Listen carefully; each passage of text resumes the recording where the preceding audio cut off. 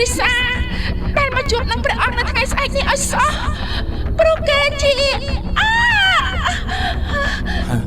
ខ្ញុំយល់សុបិនចម្លែកណាស់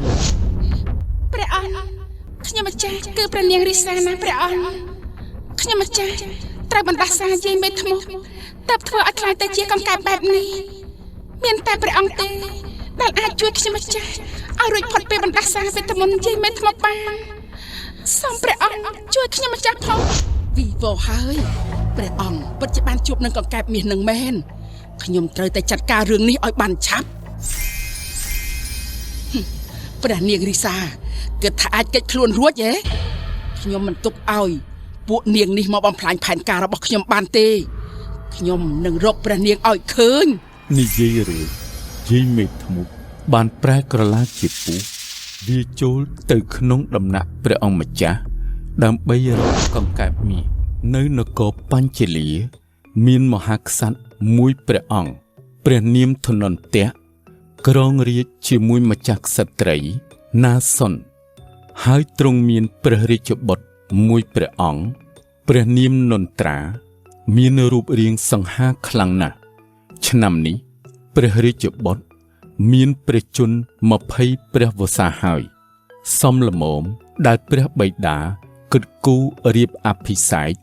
ឲ្យព្រះរាជបុត្រព្រះនាងដែលជាគូស័ក្តិសម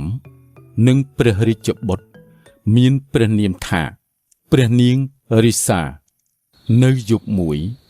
មុនពេលដែលគេបញ្ជូនព្រះនាងរិសាមករៀបអភិសេក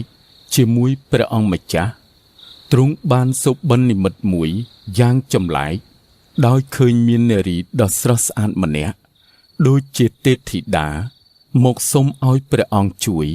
និងផ្ដែផ្ដាំថាព្រះអង្គសូមជួយខ្ញុំម្ចាស់ផងសូមទ្រង់គម្រាបអភិសេកជាមួយនឹងព្រះនាងរិសាដែលមកជួបនឹងព្រះអង្គនៅថ្ងៃស្អែកនេះឲ្យសោះព្រោះគេជាខ្ញុំយល់សុបិនចម្លែកណាស់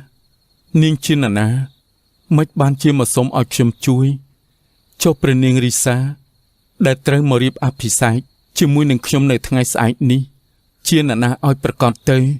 ព្រះអង្គម្ចាស់នន្ត្រាគិតមិនយល់ពីសុបិននេះសោះក៏ចូលទៅគាល់ព្រះមេតាព្រះបិតានៅពេលព្រឹកចង់សុំពន្យាពេលរៀបអភិសេកសូមក្រាបថ្វាយបង្គំព្រះមេតាព្រះបិតាល្អហើយបុត្រថ្ងៃនេះចូលមកគាល់បិតាមេតាពីព្រឹកព្រលឹមដូចនេះសង្ស័យតែសប្បាយចិត្តក្រោកមកចាំទទួលព្រះនាងរិសាអនាគតមហេសីទីដឹងអត់ទេព្រះបិតាបុត្រចូលមកគាល់ថ្ងៃនេះចង់សុំសួរព្រះបិតាព្រះមេតាថាតើព្រះនាងរិសាដែលមកពីនគរសីហនោះជាមនុស្សបែបណាទៅក្រាបទូលអេបុត្រនៅសុកមិនក៏មកសួរព្រះបិតាដូចនេះបុត្រមានបញ្ហាអីទៅ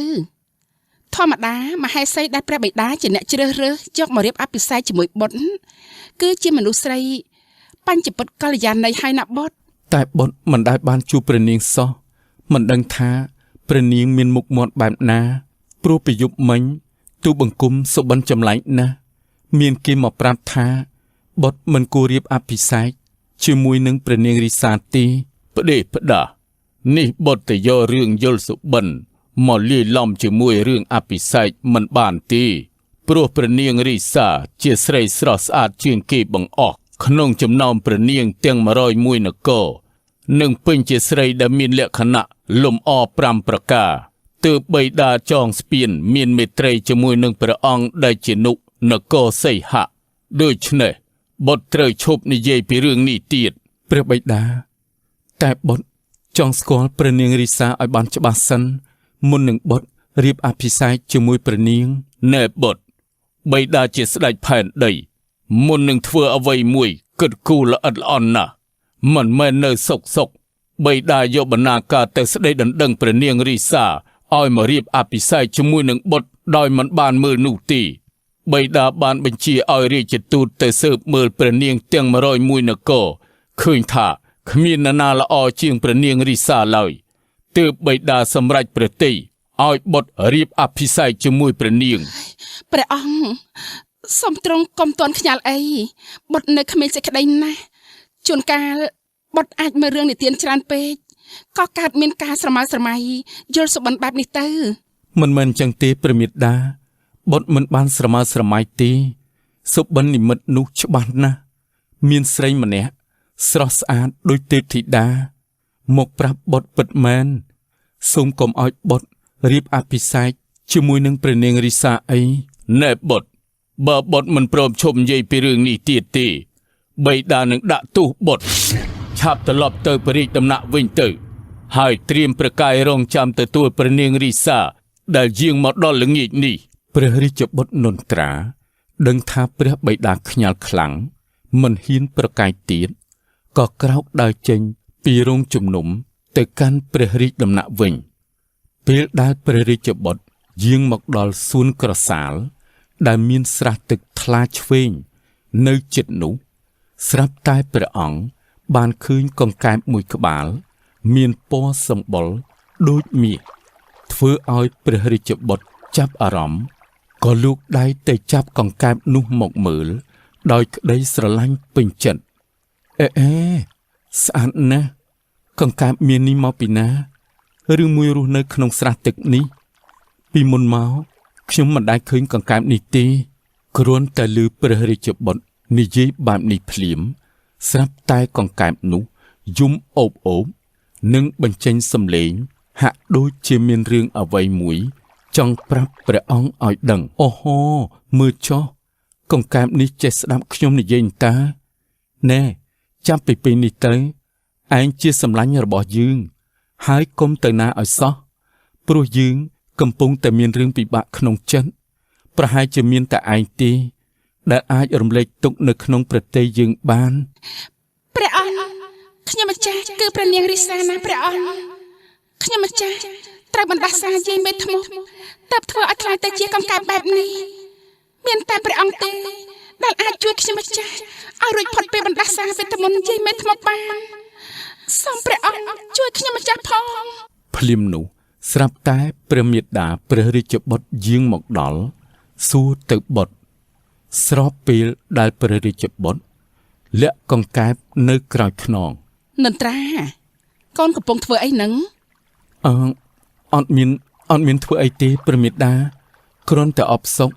បុត្រក៏ដើរមកក្រសាលលេងនៅស្រះទឹកនេះទៅរឿងការពីព្រឹកមិញបុត្រកំទុកក្នុងបតីអីណាព្រោះបិតាបុត្រមិនជឿលើការសុបិននិមិត្តទេពេលនេះបិតាឲ្យនាំដំណឹងមកប្រាប់បុត្រព្រោះរាជទូតនគរសីហៈបាននាំរាជសារមកថ្វាយព្រះអង្គថាយប់នេះព្រះអង្គដេចជានុនឹងនាំព្រះនាងរិសាមកដល់ព្រះនគរយើងហើយដូច្នេះសូមបុត្រត្រៀមប្រកាយដើម្បីទទួលព្រះនាងផងចុះទទួលរាជបញ្ជាព្រះមេដាក្រោយពីបាននាំដំណឹងមកប្រាប់ព្រះរាជបុត្ររួចព្រះនាងណាសុនទ្រង់យាងចេញទៅព្រះរាជបុត្រក៏និយាយជាមួយកង្កែបមាសនោះម្ដងទៀតថាណែឯងត្រូវនៅចាំយើងក្នុងស្រះនេះហើយកុំទៅណាឲ្យសោះពេលទំនេរយើងនឹងមករកអញម្ដងទៀតព្រះរាជបុត្រប្រឡែងកង្កែបទៅក្នុងស្រះទឹកវិញរួចដើរចេញទៅធ្វើឲ្យព្រះនាងកង្កែបស្រក់ទឹកភ្នែកមានសវណ្ណីក្នុងចិត្តថាព្រះអង្គម្ចាស់ខ្ញុំនេះហើយជាកូនដណ្ដឹងពិតប្រាកដរបស់ព្រះអង្គម្ចាស់សូមព្រះអង្គម្ចាស់កុំរៀបអភិសេកជាមួយនឹងព្រះនាងរិសាខ្លាំងៗនោះអីវាគឺជាមេធ្មប់ប្រែកលាទេព្រះនាងរិសាដែលត្រូវបណ្ដាសាយាយមេធ្មប់คล้ายទៅជាកង្កែបមាសមិនអាចធ្វើអ្វីបានក្រៅពីពោលក្នុងចិត្តតែមិនអាចឲ្យព្រះអង្គម្ចាស់នន្ត្រាស្ដាប់ឮទេថ្ងៃចាប់ផ្ដើមលិចបាត់ទៅនៅក្នុងព្រះរាជវាំងទាំងមូលកំពុងរៀបចំពិធីទទួលព្រះនាងរិសាអនាគតមហេសីព្រះអង្គម្ចាស់នន្ត្រាយ៉ាងអឡារឹកពេលបានជួបព្រះភ័ក្ត្រព្រះនាងផ្ទាល់ធ្វើឲ្យព្រះអង្គម្ចាស់ច្របូកច្របល់ក្នុងចិត្តណាស់ព្រោះទេពធីតាក្នុងសុបិនដែលមកប្រាប់ព្រះអង្គនោះគឺព្រះនាងរិសានេះឯងព្រះនាងរិសា